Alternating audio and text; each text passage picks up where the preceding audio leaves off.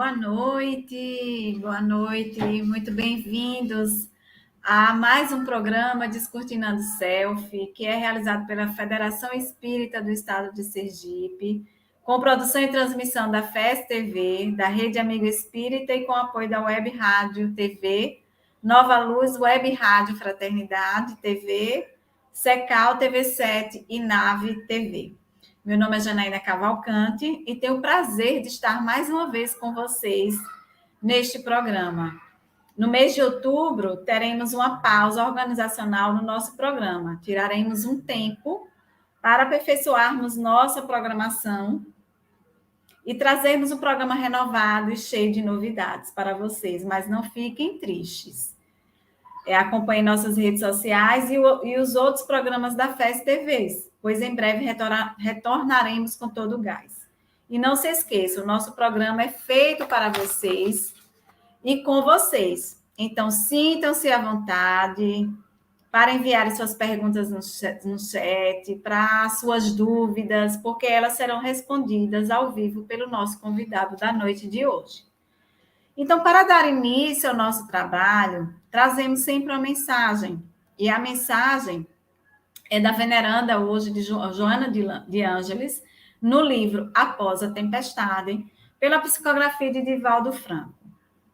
A vida é um poema de amor e beleza esperando por nós. Uma gota d'água, transparente, uma nervura de folha, uma partícula de adubo, uma pétala perfumada, uma semente fértil, um raio de sol, um piscar de uma estrela. São desafios à imaginação, à inteligência, à contemplação, à meditação, ao amor.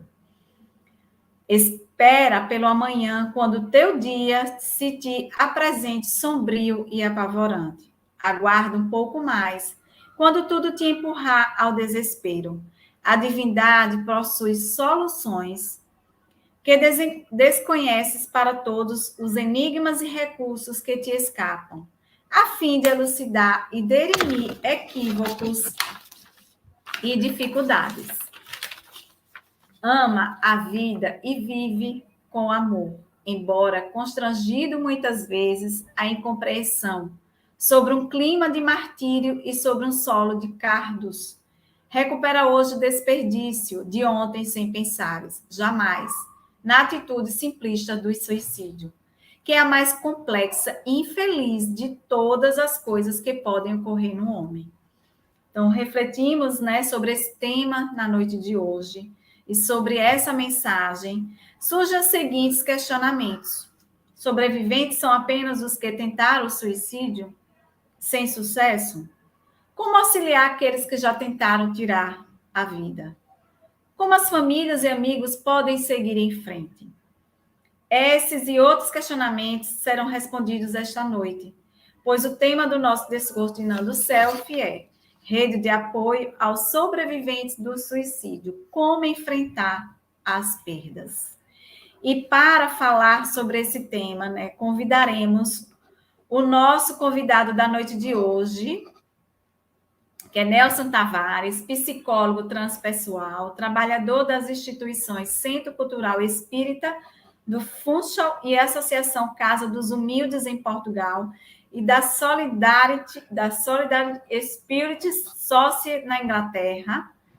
É um nomezinho assim. Seja muito bem-vindo ao Descortinando, Nelson. Não soube falar o nome. Vou ler aqui no meu inglês, viu? Mas entendendo, Seja muito bem-vindo ao nosso Descortinando Selfie, nesse programa tão importante de trazer esclarecimentos, acerca de temas tão importantes para o nosso conhecimento, para as nossas dúvidas, e principalmente falar de suicídio, porque estamos no mês alusivo, Setembro Amarelo aqui, onde a gente fala, discute muito, traz essa discussão para a sociedade, para o nosso movimento espírita, e como espírita a gente sabe, de todas as consequências do que é o suicídio, e que a vida vale muito a pena, a gente escolher estar nela. Então, Celso, boa noite, né? Mais uma vez, e boa noite a todos que estão indo, e aproveita essa oportunidade, né? De estarmos separados, né? Estamos distantes, mas ao mesmo tempo estamos conectados aí, né? Por meio dessa maravilha que é a tecnologia, que nos dá essa oportunidade, né? De estarmos aqui conectados e escutarmos, né, a sua explanação na noite de hoje. Então, seja muito bem-vinda. Muito bem-vindo, aliás, né? Sem dúvida nenhuma.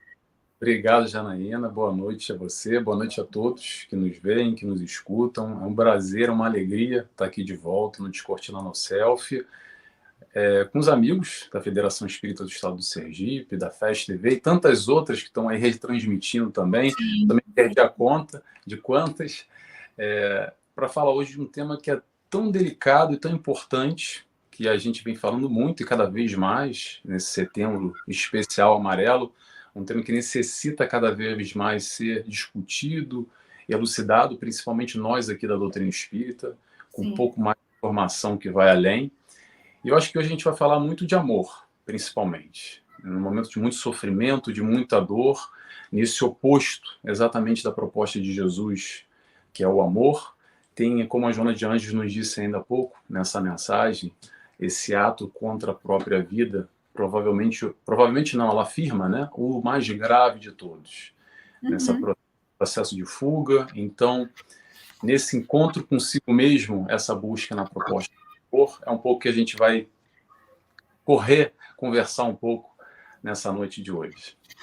Isso mesmo. Então, a primeira pergunta, né? Quais são as etapas que o suicida passa até concretizar o ato e para quais sinais devemos nos atentar?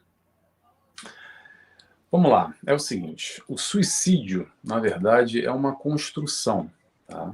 É uma construção, a gente vai falar um pouco disso na noite de hoje. Além dos transtornos mentais, transtornos de humor, personalidade, que mais à frente a gente vai falar sobre os transtornos, a gente tem normalmente alguns sinais, alguns padrões de comportamento que podem apontar mais ou menos uma tendência, uma probabilidade ao suicídio. Por exemplo, tristeza constante. Quando a gente fala em tristeza, gente, todos nós passamos por momentos mais felizes e mais tristes. Vamos ter atenção. Mas quando é sistemático, quando ali está já ocorrendo por bastante tempo, uma tristeza muito profunda, algo que vai muito além, é um ponto a se tocar, um ponto a se ter atenção. Número 2, o isolamento. E o isolamento que a gente está falando não é só o isolamento de ir para casa, lá se esconder no meio do mato, não. A gente está falando de isolamento, às vezes, dentro de casa. A gente convive, às vezes, no mesmo seio familiar, e a gente tem um parente, um filho, um tio, um primo, que se isola do convívio social, se isola do meio, está muito fechado, está no quarto trancado, não dialoga mais. Alguma coisa parece estranha. Então, o movimento do isolamento é um outro ponto a gente ter atenção. Outra questão, o desinteresse. E o desinteresse não é o que nos interessa, mas enxergar aquela pessoa que, se de alguma forma aquilo que ela fazia, ela gostava, ela tinha prazer, ela tinha gozo, e agora já não faz mais sentido para ela, e ela está desinteressada de tudo na vida, já não tem nada que para ela traz aquele prazer, aquela alegria, aquela motivação que ela tinha antes. Esse é um outro ponto. O cuidado pessoal também. A pessoa que começa aos poucos ir se abandonando, se largando, se de alguma forma mudou algo para a negativa, se está pior, se está meio desleixado, é um outro fato também para a gente ter atenção. Outra questão muito comum é a fala. A fala em que sentido? Qual é o assunto que está em pauta que a pessoa vem verbalizando normalmente? Será que é muito negativo? Como, por exemplo, conversas do tipo: ah, não tem saída, vou ter que dar um jeito na minha vida? Ou então falar diretamente sobre suicídio, falar em vou retirar minha vida, estou pensando em um suicídio, que muitas vezes é a forma de socorro que a pessoa vai ao nosso encontro, falando sobre suicídio, é quase como balançando a bandeira aqui, olha para mim, tá doendo, estou sofrendo de alguma forma e preciso de um acolhimento, preciso de um abraço, preciso dessa atenção. Então, são pontos importantes que a gente tem que estar atento nesse movimento. E não só, tá, gente? Vamos ter atenção seguinte, não existe cartilha certa que todo mundo tem que estar. São pontos em comum, são padrões que a gente deveria estar mais atento. Vou dar 2 exemplos aqui rápidos, só para a gente pontuar o que acontece bastante no dia a dia. O jovem, principalmente o jovem que agora cada vez mais está se acentuando, se agravando o número de jovens que estão cometendo suicídio. O que acontece muito, hoje, quanto mais no dia de hoje, que o jovem está lá isolado num canto, com celular, com tablet, no computador, na vida digital, os pais chegam em casa e com carinho, com amor, às vezes o jovem tem lá um quarto, entra no quarto, abre a porta e fala: fulano, tá tudo bem? Tá tudo bem. Fecha a porta e vai embora. Pergunta: será que está tudo bem mesmo? Ou será que só para o pai parar de perturbar, o jovem lá, a criança fala, ou o jovem fala: tá bom, tá legal, pai, não perturba não, então tá tudo certo.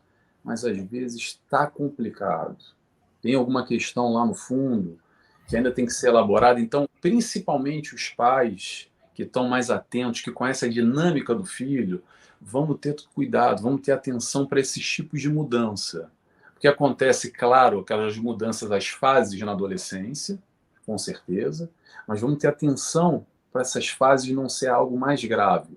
Então é algo da gente ter atenção, não é só porque o nosso filho está verbalizando que está tudo bem e às vezes não está tudo bem. Então vamos tentar entender, vamos tentar conversar.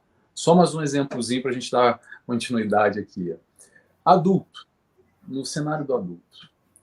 Nos dias de hoje, cada vez mais normal, nesse mundo de Instagram, de Facebook, tá tudo ótimo, tá tudo uma maravilha. E aí, quando alguém se desencarna, ou tem um suicídio, vem aquelas frases: ah, mas parecia que estava tudo bem, o fulano, a fulana postava as fotos lindas, era só foto bonita, sorrindo. Poxa, tudo aqui não percebi nada diferente. Pessoal, vamos ter atenção ao seguinte: infelizmente, tem gente que está trancada 24 horas por dia num quarto e durante 22 horas ela está debaixo do cobertor, chorando em dor, em depressão, com vários conflitos de ordem mental, com vários questionamentos, pensando e me elaborando a questão do suicídio. E durante 2 horinhas, sabe o que ela faz? Ela levanta, faz uma maquiagem, faz um vídeo, faz uma foto bonita, posta no Instagram, no Stories, e para aparecer para a sociedade que está tudo muito bem. Então, é necessário, é o convite para a gente estar atento aos nossos familiares, aos nossos amigos, esses sinais que aos poucos vão apontando se alguma coisa mais ou menos grave possa estar acontecendo. É estar atento ao outro, né? É você estar observando, né, o outro o tempo inteiro, né, no olhar, numa escuta, numa palavra. Eu entendo como isso, né? A gente está nesse mundo de correria, né? A gente sempre, né, tá correndo o tempo inteiro, né, nos nossos afazeres cada vez mais. Então, eu acredito muito que a gente precisa parar, olhar o outro, né, com mais integralidade do outro na sua vida, né? Com mais importância do outro na sua vida. Muitas vezes as redes sociais elas também promovem isso, né? Esse distanciamento, né? Você está ali na rede social, você está ali no seu celular, né? No seu computador, né? Nos aparatos tecnológicos ali, e a gente não está vendo o outro que está do nosso lado. Então é muito importante, muito bom, né? A gente ficar atento a esses sinais o tempo inteiro, né? E estar sempre disposto a ajudar o outro. Estou aqui, né? Precisar, estou aqui. Quanto mais principalmente o jovem, isso que você está falando, Janaína, porque o jovem é engraçado. Não sei se você tem filho, mas a rapaziada mais nova, às vezes no aniversário de família, uma confraternização, sentam 10, 15 e ninguém fala nada, fica todo mundo ali, ó. Porque a comunicação hoje é toda digital, tá todo mundo ali conectado, então eles estão se comunicando entre eles, só escuta uma risadinha. É isso mesmo, é dessa forma. Então, assim, a gente tem que estar de alguma forma atento a esse novo mundo, principalmente esses jovens que não têm muito o hábito de verbalizar, de se comunicar, de expressar. de uma forma mais presente e está ali naquele universo. Então, principalmente, quanto mais a questão do suicídio com jovens, que é algo, infelizmente, que está crescendo bastante. Muito, muito, né? Os últimos dados aí dá para a gente ver. Quem são sobreviventes do suicídio? Sobrevivente é assim. Num primeiro momento, a gente pensa que sobrevivente é aquele que tentou o suicídio, mas não conseguiu.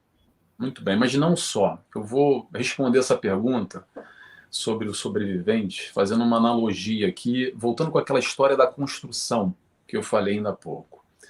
A construção começa aqui, com a ideia do suicídio, tá? Até a gente chegar ao ponto final, a gente que eu digo, a pessoa, né? Ao ato final, que é tirar a vida. Vamos lá, vamos imaginar uma analogia aqui rápida. Vamos imaginar um terreno limpo, plano, tudo tranquilo. E aí é nós, ou a pessoa, nós, vamos colocar nós que estamos todos no mesmo barco, né?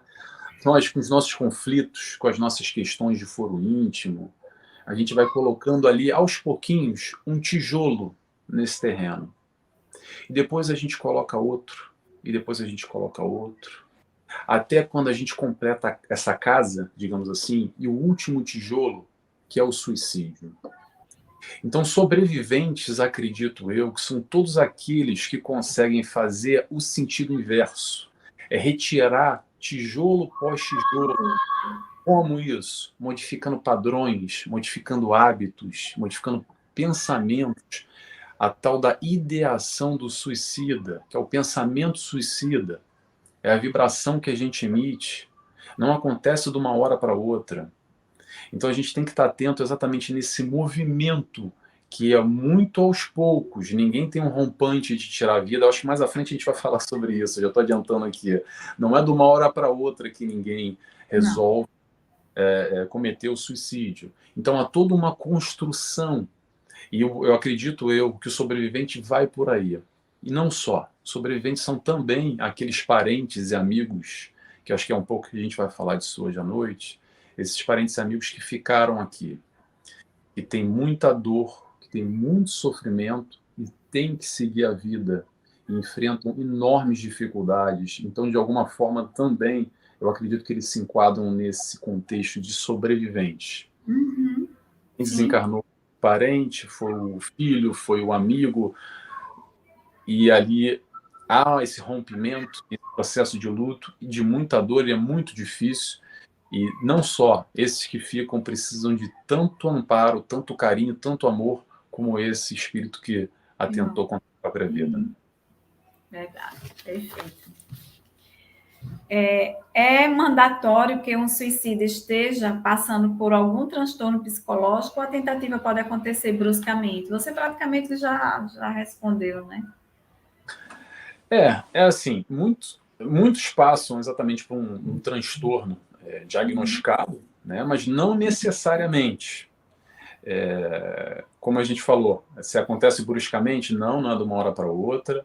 Pode até parecer de uma hora para outra quem está fora, porque não percebeu esse movimento acontecendo, ou não escutou, não estava atento, de alguma forma ignorou, enfim.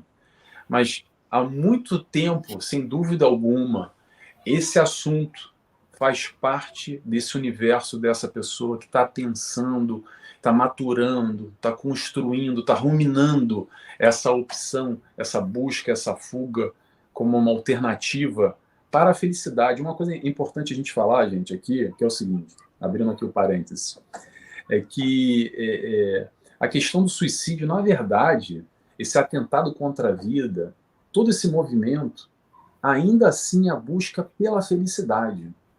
Porque aquela pessoa que está sofrendo, está doendo demais, ela não encontra saída. Essa busca pela saída, muitas vezes, é um movimento de ser mais feliz, de parar de doer, porque ela não consegue ver recurso, ela não consegue ver uma janela. É aquela história como a Joana de Anjos falou ainda aqui, que eu até apontei aqui, anotei, que não é por acaso que foi escolhida, né, claramente essa leitura de hoje. Às vezes, as portas estão se fechando e a pessoa não está vendo alternativa, está só focando naquelas portas fechadas ali. E o que precisa nesse instante é um pouco de paciência, é parar um pouco e tentar girar 360 graus ou 180 graus, ou um pouquinho, olhar para o lado, tem uma janela aberta. É respirar, como ela falou aqui, espera o amanhã, aguarda um pouco mais. Às vezes é isso que precisa. Então a gente tem que tomar cuidado, de alguma forma, para a gente não colocar tudo numa caixa só nas classificações, porque suicídio não é receita de bolo, tá? Não. E a psicologia tradicional vem acrescentar muito com esse olhar do ser humano, com as terapias, com as classificações, os padrões, etc. e tal, mas nós espíritas aqui temos ainda um pouco mais de informações nesse processo do além-vida, do além desse corpo, do além-personalidade, essa que a gente conhece aqui agora, que às vezes nós já temos tendências de suicídio, ou tendências suicidas, lá de outras encarnações. Porque sim, às vezes a gente já está vindo num processo, cometendo suicídio pós-suicídio. E aí vem aquelas questões que a doutrina espírita nos ajuda demais a responder, do tipo, o que acontece com o nosso fluido vital? Quais são as marcas no perispírito que a gente vai estar realizando? Qual o comprometimento reencarnatório, aquele que está atentando contra a própria vida, o suicídio, e muito além. Tá? Essa vasta literatura que a doutrina espírita tem acrescenta demais, traz muitos pormenores, aborda e se debruça demais sobre essa questão. Verdade. Quais transtornos geralmente acometem quem tenta tirar a vida? Vamos lá, os transtornos. A gente tem o mais famoso, o mais conhecido, que é a depressão, é o clássico, que está popular, muito popular. A gente tem outros transtornos, como, por exemplo, ansiedade crônica. Vamos lembrar, igual como eu falei ainda há pouco, o processo da normalidade e do que está mais acentuado, tá? Quando está no nível crônico. A ansiedade é normal, gente. A ansiedade, a gente vai logo na conotação negativa. Existe um processo natural, até benéfico da ansiedade. Agora, esse tipo de ansiedade crônica que a gente está falando, que já pode ser caracterizado, diagnosticado como um transtorno, é esse tipo de transtorno que a gente está analisando aqui nessa leitura do processo da tentativa do suicídio. Transtorno de personalidade, bipolar, transtorno de humor também, aqueles altos e baixos, os picos, transtorno psicótico, transtorno ligado a drogas, e quando eu falo drogas, aquelas proibidas e também as legalizadas. Há várias conexões diretamente, já por dados, números, pessoas relacionadas ao consumo e gestão de drogas. Esquizofrenia. Esquizofrenia, então, é um assunto que nos toca muito aqui no meio espírita, né? Que são exatamente essas influências espirituais, o processo obsessivo, a conexão mental. E aí acontece aquela história que a gente conhece, a obsessão clássica, que são as cobranças do passado, tá? E também não tem cobrança nenhuma, mas aqueles espíritos que estão nessa faixa vibratória e sintonizam conosco a partir do momento que a gente está vibrando na faixa de pensamento de tirar a nossa vida. Espíritos afins que estão, de alguma forma, idealizando, vibrando nesse tipo de pensamento e que acabam se juntando a nós e dificultando mais ainda o processo nessa classificação tradicional da esquizofrenia, que a doutrina espírita consegue ir mais além. Esse problema é um problema de ordem mundial. É um problema de ordem mundial que a gente percebe que somos todos nós, de alguma forma, espíritos adoecidos. Sim. E aí, quando a gente sai um pouco desse eixo aqui, Portugal, Brasil-Portugal, né? Para quem não sabe, eu estou aqui na Ilha da Madeira, em Portugal. E a gente vê um pouco os números e como é que esse movimento acontece no mundo. A gente vai lá para o Japão e vê que um pouco antes da pandemia, isso já é um problema de ordem pública, de saúde pública, onde o governo japonês criou um ministério só para o suicídio, o Ministério do Suicídio. É um problema de tal gravidade que tinha mais gente morrendo através do suicídio do que pela Covid, por exemplo, para mensurar, para ter uma ideia da tamanha gravidade. Ou quando a gente vai para os países nórdicos, aqui no norte da Europa, que é Finlândia, Suécia, Noruega, Dinamarca, onde tem altíssimos índices de suicídio, principalmente voltados mais agora que está chegando aqui o inverno, a gente está no inverno, onde mais de 50% da população é diagnosticada com depressão. E aí, interessante, só fazendo um link aqui, principalmente nesses países, eu peguei de propósito esses dois casos, do Japão e peguei os países nórdicos, são países socioeconomicamente estruturados, onde as pessoas têm mais acesso a recursos financeiros e têm menos pobreza, têm menos dificuldades num todo. E aí, quando a gente faz aquela relação, porque tem muita gente que acredita que, se eu tivesse dinheiro, todos os meus problemas estariam resolvidos. E é verdade, estariam resolvidos na ordem material, mas nenhum dinheiro resolve as questões daqui, ó, ou as questões daqui. E é disso que a gente está falando. Então a gente pega altíssimos índices de suicídio em países socioeconomicamente desenvolvidos para a gente acabar com essa ideia de que dinheiro resolve o problema. Vai resolver o problema da matéria, sem dúvida nenhuma. Agora, há muito mais problemas nós, espíritos adoecidos, nós doentes da alma, quando entendemos que Jesus veio para os doentes. Jesus veio para todos nós. Verdade. Quando falamos sobre os familiares e amigos, né, há risco de que um deles também tente o suicídio? Sim, infelizmente, é uma coisa que, de certa maneira, até é um padrão que existe e acontece cada vez mais, que suicídio gera suicídio.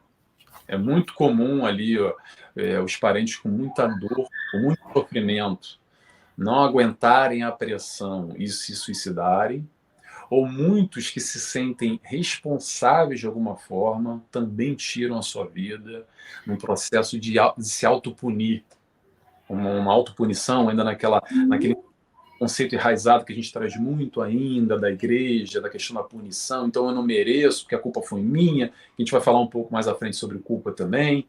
Então vamos ter atenção após acontecer um suicídio ao nosso entorno, que isso acontece muito, tá, gente? Não é só lá na história da televisão do vizinho, tá? Cada vez mais, por um acaso, até uma amiga em comum ontem estava conversando comigo sobre uma pessoa que não era espírita, por um acaso, falando que ela chegou para ela do nada e disse que estava pensando em cometer suicídio. Pronto. A gente estava conversando, dialogando sobre isso. E mais 2 ou 3 pessoas em torno dela também cometeram suicídio há pouco tempo. Então é algo que cada vez mais permeia esse nosso redor.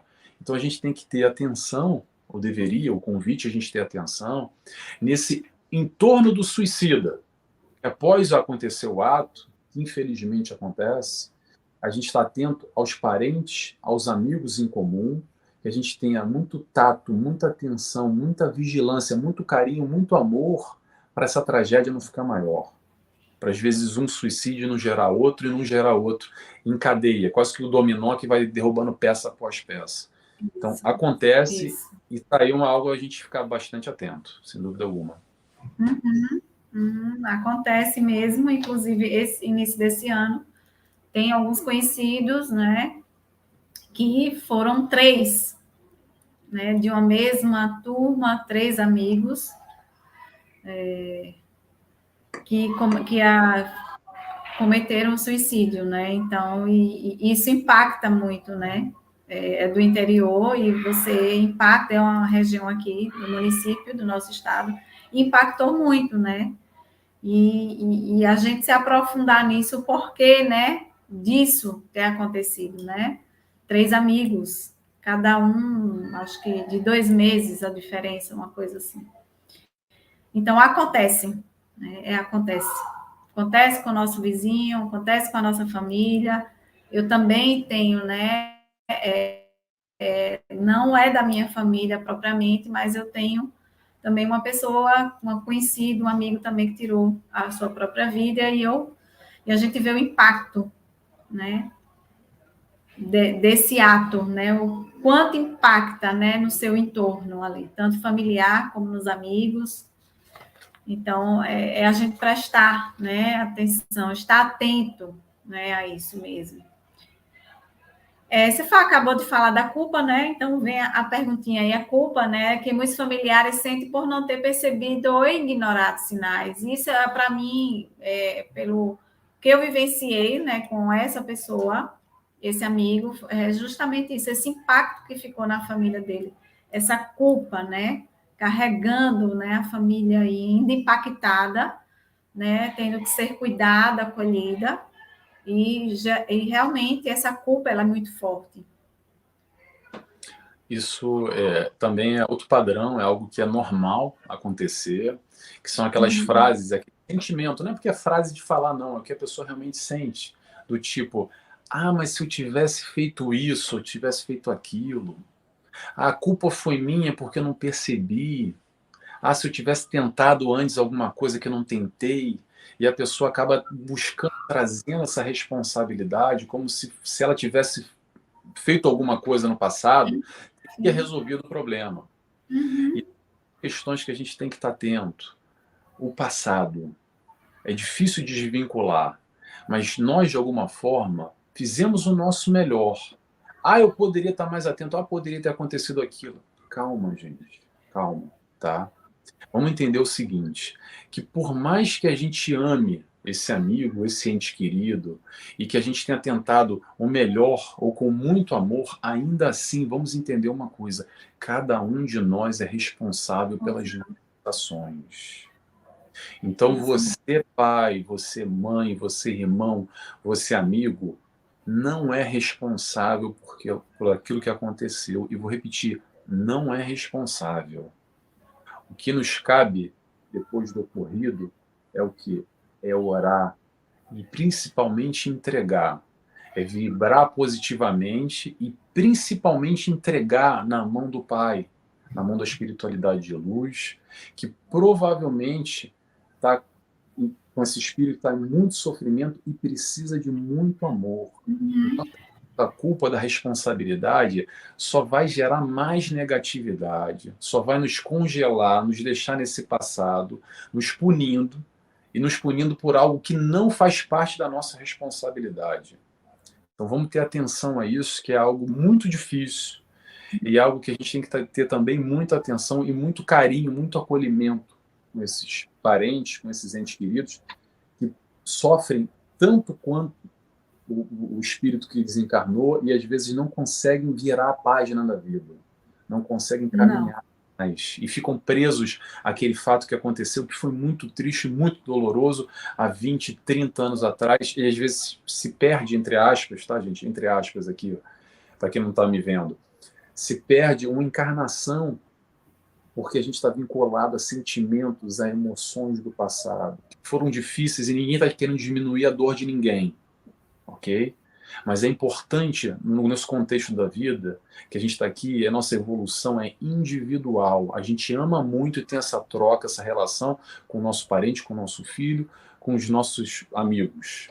Mas ainda assim, a gente está aqui para um ajudar o outro. Mas cada um dá a sua passada, a sua velocidade, as suas escolhas, as suas opções individualmente. Então, não vamos tomar responsabilidade pelas escolhas do outro. Vamos amar, acolher, abraçar, mas não puxar a responsabilidade para nós. Que acontece muito, né? Acontece demais. Aqueles que tentaram, porém não conseguiram se suicidar, então sujeitos aos mesmos percalços espirituais que os conseguiram? Vamos lá. Nesse caso, são duas questões que a gente tem que analisar aqui. Com calma para a gente entender. A intenção é diferente da ação, diferente da conduta. Evangelho segundo o Espiritismo. Domar as nossas más inclinações. Então vamos lá. A má inclinação existe, mas também a gente está lá para lutar, para se esforçar contra elas. Então o ato é diferente da ideia. Ponto. Muito bem.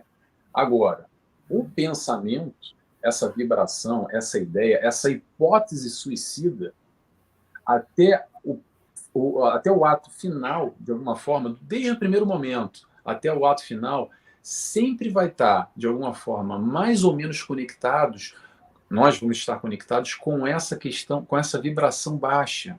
E automaticamente a gente vai trazer essas companhias que vibram nesse nível. Então, o comprometimento, de alguma forma, existe a partir do momento que a gente idealiza, pensa, vislumbra a hipótese da questão do suicídio como uma opção, como um recurso para a dor, para o sofrimento, para a dificuldade que eu estou enfrentando nesse momento. Então, essa questão do envolvimento com os espíritos sofredores, de muita dor, de muito desequilíbrio, vai acontecer da mesma maneira, com maior ou menor intensidade. Mas é o que a gente pensa, é o que a gente vibra. Diga o que pensas, que te direis quem vai estar te acompanhando, quem vai estar do teu lado. Perfeito. Espiritualmente falando, como o centro espírita deve acolher estas pessoas, né? Como é que os centros estão fazendo os atendimentos aí fraternos? Com muito amor. Principalmente, como acredito eu, nesse assunto tão delicado, tão sensível, essa proposta do amor. Como é que a gente vai acolher? A gente vai acolher aqueles que se suicidaram e chegam através de uma mesa mediúnica, mas pronto, são trabalho reservado, fechado, a espiritualidade vai direcionar, ele vai ser atendido, pronto, ser acolhido com muito amor, nessa maneira. Também aqueles que pensam em se suicidar, ou aqueles que já tentaram suicídio e foi mal sucedido, ainda bem que foi mal sucedido. A doutrina espírita pode auxiliar a entender que essa ideia da fuga não tem fuga para lugar nenhum. Na verdade, é muito mais comprometimento. Então, através do esclarecimento, que de alguma forma, nesse primeiro contato com a chegada na doutrina espírita, que muita gente chega buscando respostas, buscando um acolhimento, buscando um abraço, um encontro. Às vezes, nesse primeiro momento, principalmente a questão do conhecimento, a gente não vai conseguir atingir. Porque às vezes o que a pessoa precisa nesse primeiro momento é alguém que possa abraçar, é alguém que possa escutá-la desabafar, contar as dores, o que está passando no universo dela. E estar ali presente. Só de estar presente, só de ela se sentir confortável, acolhida naquele espaço, às vezes esse primeiro momento é esse abaixar a poeira, esse momento como a Joana de Anjos nos falou ainda há pouco. Calma, respira, vamos dar um dia. Se está pensando em se suicidar hoje, segura mais um dia, deixa para amanhã. Amanhã volta aqui, vamos conversar de novo, tenta ir para casa, me liga, passa o telefone pessoal, não sei, depende, é cada caso com caso. Ter esse tato, ter essa sensibilidade para esse momento crítico, esse momento crônico, que às vezes a pessoa chega até nós no centro espírita e está ali com o fio da navalha, está com uma arma na cabeça ou com uma faca no pescoço, pensando em se suicidar. De alguma forma, a espiritualidade direcionou ela aos nossos braços e falou: olha, você tem conhecimento, quase isso, tá, gente? Você tem conhecimento suficiente para auxiliar agora aí. Me ajuda, vamos ajudar essa pessoa que está enfrentando essa dor. Acolher também aqueles que tiveram, aqueles que ficam, esses parentes, esses amigos, que também, muitos de nós chegamos na doutrina espírita, depois de perder um ente querido, com muita revolta, com muita dor, sem entender o que se passou, o porquê da coisa, por que isso aconteceu, e com muita mescla, muito envolvido a divindade, e pronto. Então, esse primeiro momento, esse primeiro contato, principalmente no atendimento fraterno, chamado de diferentes maneiras nas casas espíritas, é muito importante esse profissional estar com muita amorosidade para acolher, para abraçar esses irmãos que chegam, de alguma forma, com esse tópico, que vai chegar com muita dor e com muito sofrimento, sem dúvida nenhuma. Verdade. Eu vou até fazer um relato aqui, pessoal, que quando eu cheguei na casa espírita, né, eu não era espírita, cheguei na casa espírita e fui atendida, né, por esse acolhimento fraterno, e para mim foi um bálsamo, né, naquele momento era o que eu estava precisando, naquele momento era aquele acolhimento, né, aquela palavra ali era o que eu precisava, né, que a minha alma ali ela precisava, né, daquele conforto. E a doutrina espírita, eu digo, é um divisor de águas na minha vida mesmo, onde eu encontrei um sentido, né? E a partir desse sentido eu fui buscar, né, esse caminho aonde eu chego até aqui, né, hoje apresentando esse programa, né, estudando sempre, a todo momento. E para mim o acolhimento fraterno, e hoje as pessoas chegam até a mim, eu faço, indico, encaminho, né, para que as pessoas, eu digo que é uma escuta qualificada, aquele que está ali, né, ele está preparado, sim, né, para lhe atender e para ofertar o que a doutrina espírita ela tem, né, de oferta, né, trazer esse indivíduo com toda a sua fragilidade, com toda a sua dor ali, e você é abraçado, né, acolhido. Então, é muito importante, né, gente, assim, a gente buscar mesmo ajuda, buscar auxílio, não é? Todas as casas espíritas estão aí, tem pessoas muito bem preparadas, né? E é muito necessário mesmo, né? E a gente é acolhido, isso é fato, né? Eu sou uma das que foi acolhida e só tenho que agradecer mesmo, e agradecer essa doutrina, né, tão esclarecedora, né, que a gente começa a entender e enxergar a vida de uma outra forma, com mais sentido, com mais compreensão. Mesmo as dificuldades da vida, com a alegria, né? Com a alegria, porque a gente sabe os caminhos, né?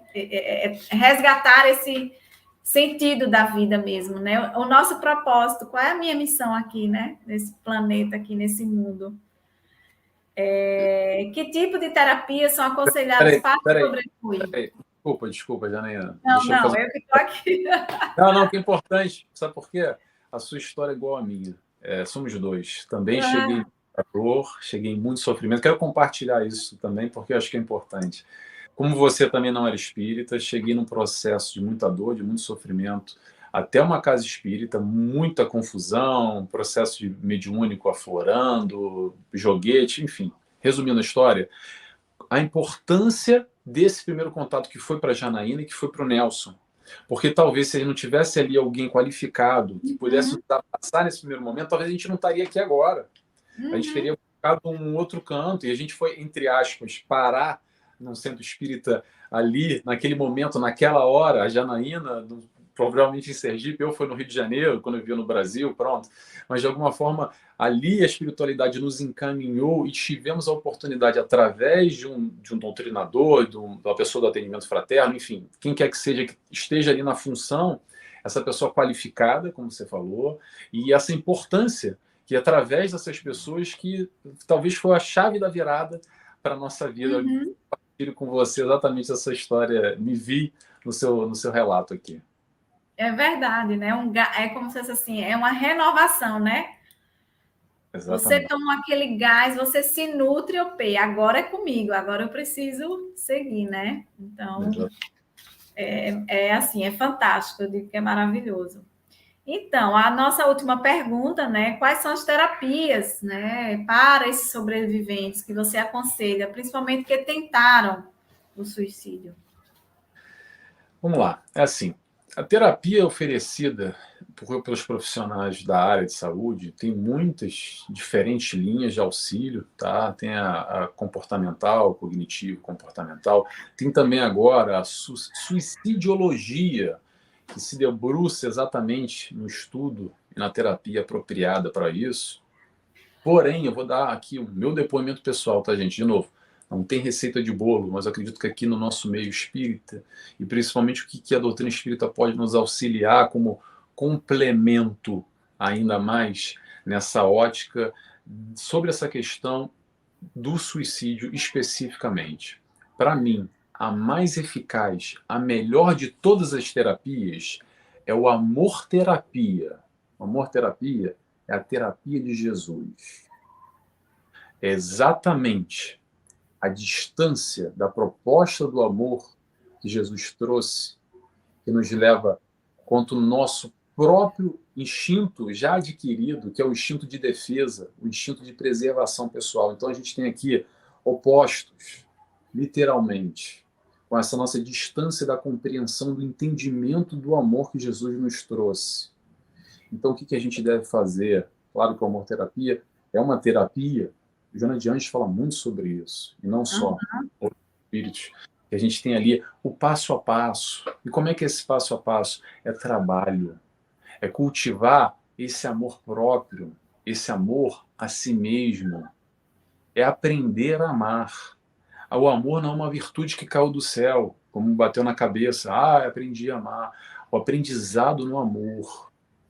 Aprender a amar a si, claro, também ao próximo, mas assim, naturalmente, a gente vai aos poucos se afastando dessa ideação suicida, ou tentando buscar com essa ideia de que o suicídio é uma fuga. Eu vou repetir o que eu falei ainda há pouco, não tem fuga nenhuma. É o oposto. O oposto é o encontro consigo mesmo. É assim que Jesus pode nos auxiliar, que a doutrina espírita colabora demais com essa terapia que se chama amor-terapia, a terapia de Jesus. Mas além disso, gente, vamos lá, voltando. Dentro da área de saúde, há diversas terapias que podem auxiliar, mais ou menos, porque, repito, não há receita de bolo, ok?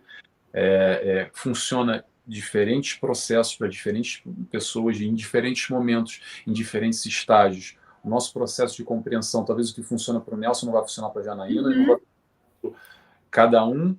O importante é a gente se identificar, buscar aquilo que nos realiza, aquilo que faz sentido, aquilo que responde aos nossos anseios. Resumindo, aquilo que vai fazer a gente amanhã estar melhor do que hoje.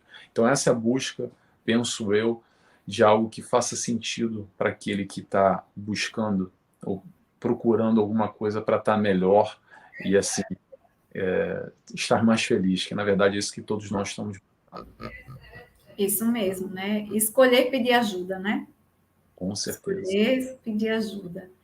Principalmente nesse mundo, desculpa, só para fechar aqui, principalmente nesse mundo que a gente vive ainda, que há muito preconceito, aquela história que o homem não pode chorar e a gente não pode mostrar as nossas fraquezas, a nossa vulnerabilidade, a mulher tem que ser a super mulher, então eu cuido dos filhos, da casa, eu trabalho, eu não tenho tempo para me olhar, para ver como é que eu tô, será que eu tô bem? Será que eu não tô bem? Às vezes a gente bota essa capa do super-homem ou da super-mulher e não se permite olhar. Então vai um pouco por aí, exatamente. É verdade, as nossas defesas, né? Exatamente. Então, cadê os internautas aí com as suas perguntas, suas dúvidas, com esse tema maravilhoso, né? E essa explanação maravilhosa aqui de Nelson, essa aula, né, Nelson? Que você está nos dando, trazendo, né, reflexões para a gente, né? Essas reflexões são importantes. Eu estou só multiplicando o que a doutrina nos auxilia, só isso, na verdade. Verdade. Aqui claro que a gente tenta cada vez mais, e que bom que a gente tem esse assunto, como eu disse, em pauta, porque ainda há muito preconceito, é um assunto pouco falado, é muito vinculado ainda à questão da fraqueza. Porque o cara é suicida, não aguentou a onda, tirou a vida, e é mal visto ainda. Tem muita questão cultural ainda da igreja, que a gente não rezava a missa para vida. Então, é toda uma questão ainda que a gente tem que desconstruir. Eu acho que esse processo que a gente está aqui, sentado, discutindo, falando, é exatamente para normalizar algo que é cada vez mais crescente, infelizmente, mas é a realidade. Não dá para passar e fingir que não existe. Então a gente tem que, de alguma forma, ir de encontro com as nossas necessidades, nós, espíritos doentes. E se a gente precisa disso, se o assunto em pauta é esse, então vamos falar, vamos discutir sobre isso. Para quê? Para a gente trazer no campo mais normal e, claro, passo a passo, e abandonando essas ideias e buscando um encontro com o amor, que é esse oposto do suicídio, né? Isso. Porque tudo passa na vida, né? Tudo passa, né? As aflições passam, as alegrias passam, né? E tudo tem uma busca, um caminho, é só a gente escolher e que possamos escolher os melhores caminhos, né? Então é isso, Nelson. Não tem nenhuma perguntinha hoje, na noite de hoje aí. Ok. Achei que ia ter pergunta, mas pronto. O pessoal tá ou o pessoal não gostou muito, ou o pessoal está com vergonha, ou não tem ninguém assistindo. Muito esclarecedor. Muito esclarecedor. Então, Nelson, assim, suas considerações aí finais aí para esse para esse Tá. nosso bate-papo gostoso da noite de hoje, apesar, né, do tema ser um tema, né, ainda difícil, né? Pesado, sensível, Pesado, é verdade. exatamente, exatamente. E eu acho que eu acho que o contributo da doutrina exatamente da doutrina espírita é não se omitir, é a gente discutir a nossa realidade, as nossas Uhum. dificuldades, os nossos conflitos. Como você trouxe ainda há pouco, Joana de Ângeles, colabora demais com todos esses nossos conflitos, enumera ponto a ponto. Como eu disse ainda há pouco, fazendo aquela analogia do tijolinho, que bota um tijolinho, Uhum. conflito pós-conflito. Então ali a Joana de Ângeles consegue nos elucidar, nos auxiliar, tijolinhos, para aos poucos a gente, em vez de colocar, ou se já está lá, retirar eles, trabalhar eles. É aquela história do debaixo do tapete, que eu falo bastante. Nosso tapete às vezes está cheio, a gente vai andando e tropeça e cai nessa sujeira. Então, calma, vamos levantar, vamos buscar essa sujeira, vamos organizar, vamos entender o que está lá dentro. Separa a sujeira, depois vamos pegar ponto a ponto e tentar ressignificar, trabalhar, equacionar essa questão. Enquanto a gente vai acumulando, botando para debaixo do tapete, colocando tijolo pós tijolo, o resultado final provavelmente vai acabar sendo, por exemplo, o suicídio, que é uma tristeza. Bem, agora considerações finais já? Ou, desculpa, acabei falando, te atropelei aqui. Não, não. Muito bom. Ficava a noite inteira aqui. Considerações finais, eu vou falar sobre Jesus, porque não tem outro caminho mais seguro e mais tranquilo, quanto mais nessa proposta. Vou repetir o que eu falei, tá, gente? Desculpa. Jesus está aqui, tirar a vida está aqui. Deixa eu fazer aqui, mais ou menos na câmera. Pronto. Com a nossa distância, exatamente essa nossa ignorância do entendimento do amor. O Nelson entende o amor? Não, muito pouco. A Janaína entende o amor? Também muito pouco, eu tenho certeza. Mas a gente está aqui encarnado exatamente para aprender a amar. E porque a gente não aprendeu ainda, que a gente está lá no outro oposto, está lá do outro lado. Infelizmente, a gente atenta quanto à nossa própria vida. Como eu disse ainda há pouco e repito, contra o nosso instinto adquirido. Nós temos o instinto de defesa, instinto de preservação, e ainda assim a gente rompe esse lacre por tamanha dor, tamanho desespero, por tamanha confusão no nosso estado mental, de tanta dor, tanto sofrimento, tanta confusão, que a gente vai lá e busca atentar contra a nossa própria vida. Então, que possamos todos nós, aos pouquinhos, tentar entender esse amor que o Cristo veio nos ensinar. Ele veio para isso, nada mais, nada menos, para nos ensinar a amar, a proposta de amor de Jesus. Toda a doutrina se resume em 4 letras: amor. Está aí o desafio, e a doutrina espírita tem muito a nos acrescentar para a gente entender, esmiuçado, pouco a pouco, essa proposta do amor do Cristo. Ah, é verdade.